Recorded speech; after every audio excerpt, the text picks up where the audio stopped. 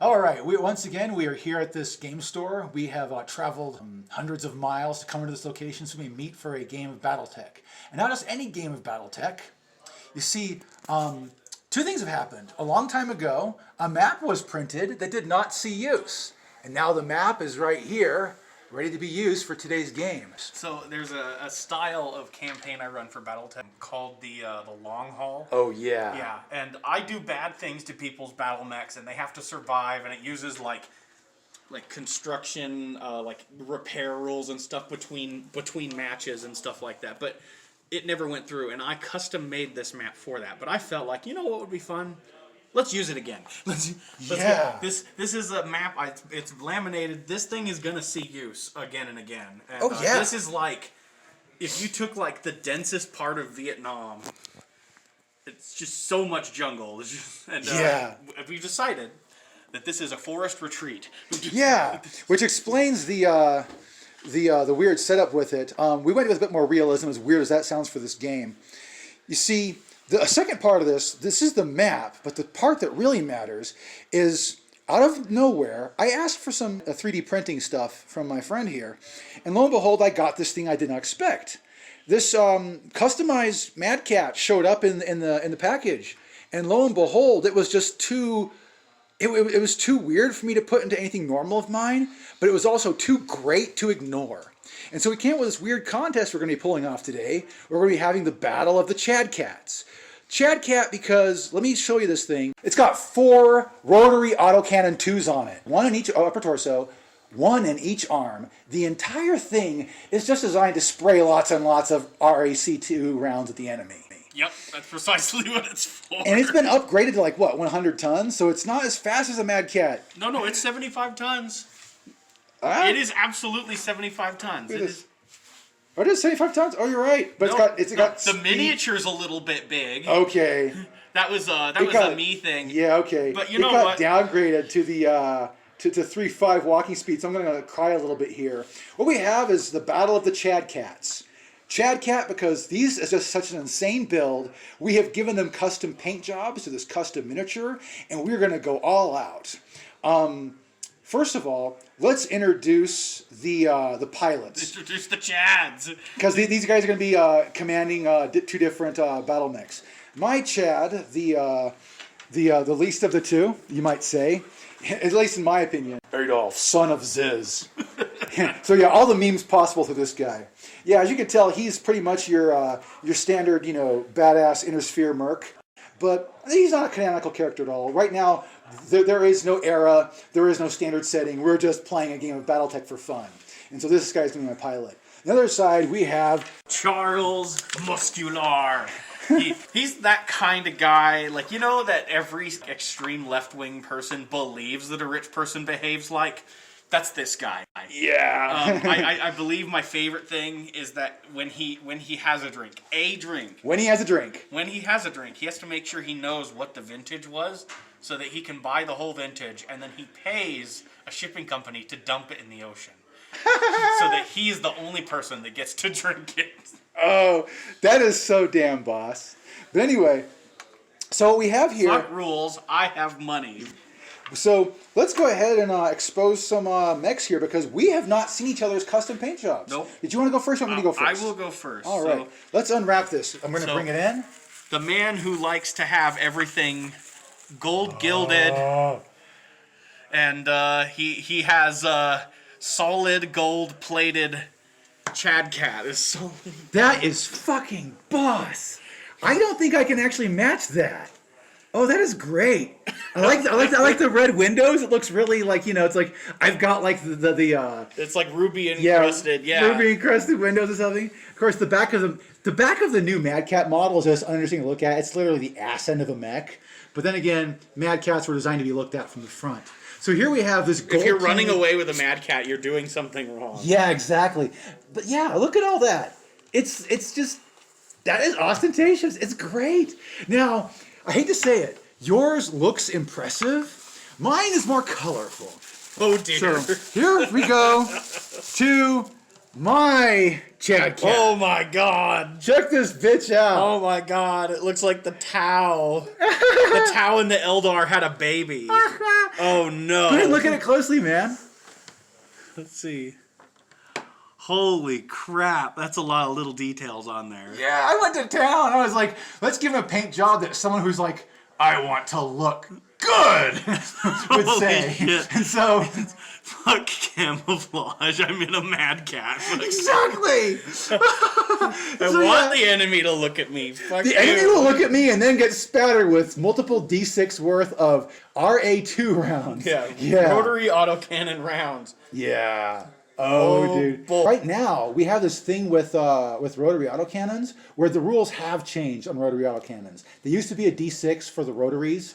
Now you get to choose your number, and you get to pay for that in your two hit rolls because they can jam easy if you fire more.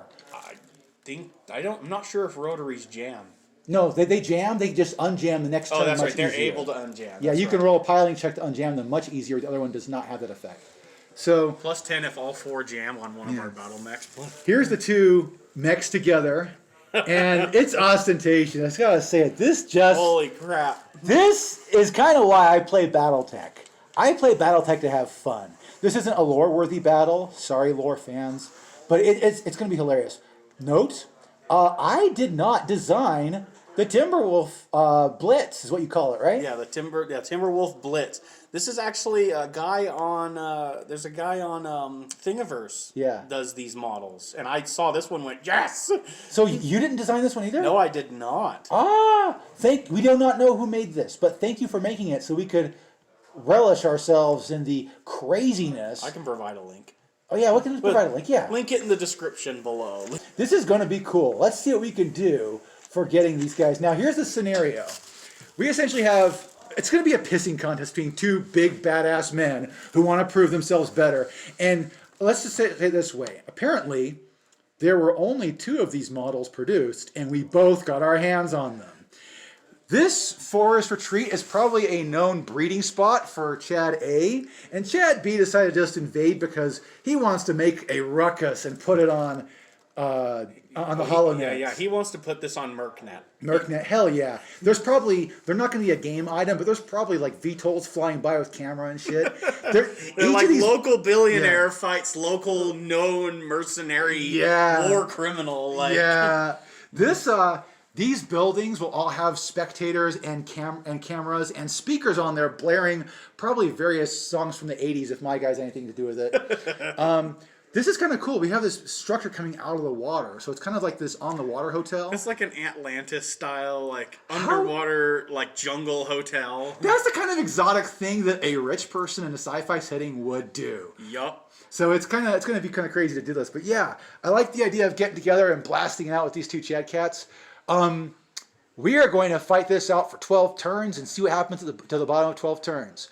If it's to the death, so be it. If it's not, so be it. We have, as of last night, Charles has showed up at the one hotel on this jungle getaway. Yeah, he went to the the third-rate hotel and parked in their parking lot. Mm-hmm.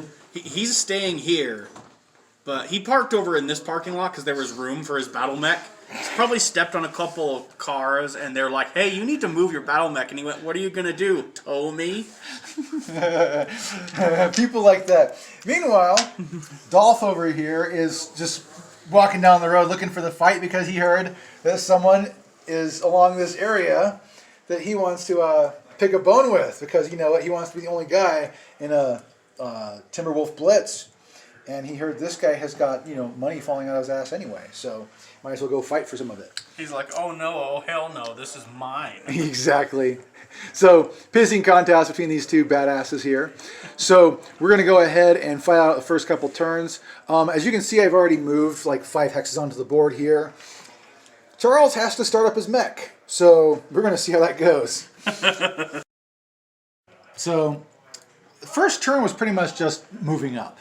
So there's a lot of jungle here. We really can't see each other even though the map looks a little bit more clean. Just look at it from the top down. It's shit kind of jungle.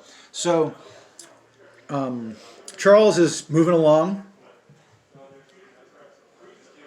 And my guy was thinking about going into the jungle, but he doesn't have enough movement points to actually pierce light jungle at this point, because it's 1-2 hexes to move into there. So he moved up 3 hexes and then rotated for number 4.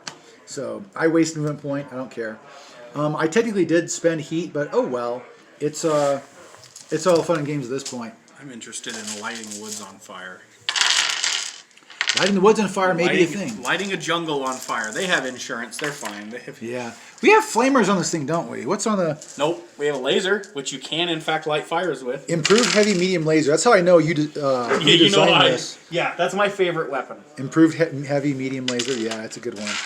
With all the rotary cannon O2s as well. So we've got that. And it's just us maneuvering out there right now. No shooting. Turn 3 is going to be coming up here soon. This looks like it could be a really interesting point of the engagement, but there's still all this damn jungle in the way. This is going to end up being a really close engagement with rotary autocannons by the ton. So, yeah, we have, you see it right there. We're just inching closer with the woods keeping us from a long-range death duel. So, turn 4 coming up soon. So this is the end of turn 3. So what happened is, Dolph was going to go ahead and move from, where the hell is it? It's going to move from this hex to this hex and set up an ambush. And lo and behold, Charles he decided to just rush on the opposite side where there was the heavier woods you can hide in and, fight from there. There was some torso twisting going on. And did a little diddly bop there. Yeah, he did a torso twist. Whereas I was just pointing that direction. I had the spare movement, so I was like, I'll point in that direction and call it good. So what happened is we opened rotary autocannons and it was different. Like I had a 50% hit rate in my autocannons. I needed 8s to hit. And as a result, I mean... Oh, I shot like shit. Yeah. Go ahead, pull up your damage chart for a second. Yeah, it was bad. You hit me a lot with the autocannons. Yeah. I did manage to hit you with the heavy medium, improved heavy medium laser, so I did get something. That's how it came. Yeah, you had almost every last autocannon fail. Like rolled and I jammed. 2s and 3s were all I saw through his dice rolls, and he had 4 weapons to fight with. Oh, I should probably mark which one is jammed. Yeah, the last one. 4. Yeah. One in the right arm is jammed. Okay. So yeah, we've had a horrible time. Making our rotary autocannons work, and lo and behold, they kind of did. Like, I got 9 hits in. I mean, they'd only do 2 points of damage apiece, but you get like 6 of them per gun. So it's working as intended, in my opinion. Yeah, working as intended. I'd say as much so. But yeah, this is jumping into the woods was also not the greatest idea. I don't quite have a rear shot yet, but man, I'm getting close to it. So yeah, now going on to actual turn 4, right? Yes. Turn 4 was simple. Charles pushed further into the woods and turned. This jungle, he's in a heavy jungle hex. There's a heavy jungle hex between him and me. There's a clear hex that has a road in it. And lo and behold, I am standing in a light jungle hex. That's 3 points worth of trees, and so it blocks line of sight efficiently. Yeah. I thought it was more than 3 that had that happen, but it is 3. But if you're standing, basically, if you're standing in it, it doesn't count for you. Yeah. So he almost forgot. Yeah, I almost forgot that I'm in heavy woods. So yeah, we're essentially just dinking around here trying to find each other, and lo and behold, it's not happening too succinctly. So we're gonna go on to turn 5, and hopefully we can pull a line of sight somehow. I took a little bit more damage than last time. We actually had some fighting because of our positioning. This is us without torso twisting. With torso twisting, we're kind of pointed at each other, much like... akin to that. Something like that. So we were kind of like that, and we, of course, could choose those 3 open hexes there. Those 3 open hexes there could be shot through. So that's what we chose to fight with. Other than that, we're kind of just dealing around in the woods. We also discovered we were wrong about something. Jungle is harder to move through than woods. So, I guess this has gone from being a Chad fight to let's see what these 2 dumbasses jumble around in the jungle for a little bit. I took some damage. I gave you some pretty decent damage there, right? Yeah, you've been hurting me a lot more than I've been hurting you. And actually, we found out that with this specific design, shooting 4 out of the rotaries is heat efficient, as long as you're not shooting the laser. The laser, yeah. It's also a really good thing for avoiding jamming, because then your jamming chances goes from like 4 to 3. That's statistically important. It is. Because a 2d6 anything, and whenever you're running a game off of 2d6, the closer you get to that middle number of 7, the better your chances are of rolling that number. And it's much easier to roll. I think the hardest numbers to roll are 2 and 12. Well, yeah. 3 is relatively hard to roll. I think there's only 2 ways to... No, wait. There's only 1. 4 is when the bell curve starts to actually... Yes. Is when it actually starts to hurt. 3 and 11, yeah, that's right. There's only one way to roll a 3 and only one way to roll an 11 also. There's 2 ways. What? 2 ways, but it's not really statistically significant. Once you hit 4 is when the bell curve starts to spike up. Yeah. So we're pretty much the epic Chad fight has gone to pissing around in the woods for a little bit. Let's see if turn 5 makes this more interesting or not. This turn was interesting. First of all, see that 6 over there? I prevented him from using those dice and picking them up. That's what he rolled to see hit locations for the freaking use of the improved heavy laser. And took all that chunk out of my head. The confirmed crit didn't happen though, so thankfully I don't have like a... Oh, I do have to do this, sorry. I forgot about this. This is a thing. So the first pilot hit was taken. Yep. What's funny is that it was this turn specifically that I decided not to shoot all of my rotary autocannons and fire them into my hotel room. Oh yeah, if he was to fire his autocannons from this location, he'd be splattering his hotel. Like whoever's left behind in that hotel would be facing military level death as a result of that. And so it's probably a bad idea to, just open up. Nice of you to do that, because this guy supposedly doesn't care. I fired back with... Hey, his luggage is up there, okay? Okay. I fired with a pretty good cluster of, I used the conservative 4-shot rounds instead of going with the full 6. And I woofed it 3 times, and my last attempt was a jam. So I have the left arm's rotary autocannon is completely inoperational. Not going anywhere, doing anything with that. Blood is in the water. I'd have to spin a turn to unhitch that. Yeah, blood is in the water. That cockpit is open. Yeah, the armor has been stripped off the cockpit. What can I say? This is never a good sign. When you see this happening, when you see this happening to your mech, this is never a good sign. Especially if it carries over to the head. I cannot take a medium. I can't take a small laser to the head, else I die. No, if anything that my thing shoots hits that, you are a dead man. Yes, exactly. So here, Dolph is thinking this is going to be it. We're going for the gold here. This is it, man. Yeah, this is statistically it. Because here's the thing, statistically, you should only roll one of those per session on a small duel like this. I wasted mine on an initiative roll. We'll see. We'll see. That's a lot of... Because guess who's cranking up his dice rolls? Yeah. Yeah. We'll see how this turns out. Honestly, right now we have a pissing match continuing, and it's going to end in death most likely. Some things never change. Last turn, I received a head hit. All I need to do is receive a second head hit to make it deathly. So what, you actually go ahead and describe what you did. Yeah, so my dude decided, you know what, I'm a rich dick motherfucker. So I decided to use my targeting computer, which is linked to all of my weapons, and I decided to do a headshot. I would have hit him with 2 if I hadn't have missed on the second part of the rule that says on a 6, 7, or 8 you hit a different part, where you have to roll normally on the clusters. You narrowly avoided death twice.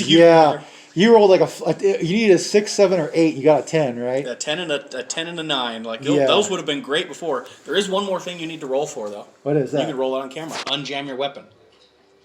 You have to declare it though, right? Don't you have to do no I'm pretty shooting? sure you would have. Oh yeah, you do have to do no shooting, don't you? Because that's why I left that one beastie behind, because I wanted to just shoot you instead of like sit there trying to play with my weapon. Fair enough. Besides, what I did is I shot all 3 of the remaining autocannons at 6. Weirdly enough, 2 of them connected, so I actually got some pretty decent hits in there. None of them actually went and did any connected criticals. I got no head hits out of it. Rotary autocannon 2s can fish for head criticals this way. They really can. So it's a nasty little context test here, but it's bogged down because those jungles. I mean, honestly, I'm looking at this map and I'm thinking I want to fight in this map with a locust, a fireball, and an emerald harrier. I want to bring the fastest damn mechs I can so I actually have the movement points to spend on these damn maps. Because these two heavy mechs, they're moving 3-5, are not cutting it. No, they're just not. No, they're just not. They're really not. And here I am with my cockpit armor blown all the way. I'm pretty much sitting in my cockpit seat exposed, like I'm flying one of those, what is it called, the Dread Knight from the Grey Knights? Yeah, it's like I'm flying one of those, but it's a big, mechanized version. It feels really bad, actually. Chances look like my guy's going to die. But he is not a weaker man. He's a Chad. He's going to keep fighting until turn 10 comes around. Yep. The blood is in the water. There is plenty of blood in the water. Yes, indeed. Come out and play. This is the turn in which we had bravery occur. He's out in the open. I'm sitting in heavy jungle. We blazed away at each other at literally point blank range with all the weapons we had available. I had my one jam that I didn't clear because I had other weapons at my disposal. And he actually had 2 jams this turn, right? Yeah. 1 hit, and then, of course, did you not fire the laser? I did not fire the laser. Okay. I also just torso twisted. See that 1 dice there?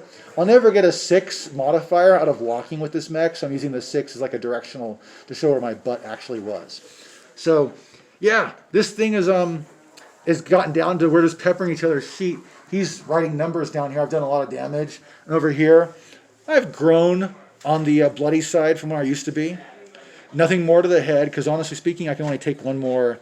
You can't take anything. 1 hit is you're done. Yeah, 1 hit will kill me. So I'm at the point where I'm just praying there's no headshots. And once it's a headshot, it's done game. So here we are, bottom of turn 8. And what I did is I backed off from this hex just a little bit into the heavy jungle behind. That took my entire movement. And we pretty much, he tried to do the headshot thing again and missed. He got like 5s and 3s and 2s? Yeah, it was pretty bad. Very bad. I opened fire, just pretty much peppered his mech. I'm looking to at least hit him in the head and get a consciousness roll going, but you can't really do that. So, my thoughts entirely are to just see if I can weather this. I've got him at, so he can't kick me or try to kick me. Well, you're peppering the shit out of me, so, I'm hurting. Yeah, having no head armor, though, says something. So I'm not really finding myself to be in a nice, comfy spot right here. I mean, look at that. This is not the best place to, decide to play, this is attrition range. This is not tactics range, so. Well, we have more fun in the jungle here. We've got... He backed off into this point here, but though that's light jungle he's in, I'm still in my heavy jungle space. Shooting into me would have been a +3 modifier, 3 points worth of wood. So I got to open fire at him and pretty much took off a lot of the armor off the right side of his mech. I'm doing better than I thought I did. Torso twisting has done me some good. This is the bottom of turn 10. We faced off gallantly. He, of course, was in light jungle. I was still occupying that heavy jungle hex like I was defending something precious. Mostly my exposed cockpit, but still. Lots of missing. And so we stand there and blast each other. We're at the bottom of turn 10, though. So at this point, the National Guard shows up and starts, it's going to be funny. So at this point, they begin putting embargoes on our bank accounts. Yeah. Oh, talk about that. So here we have the. Here's the.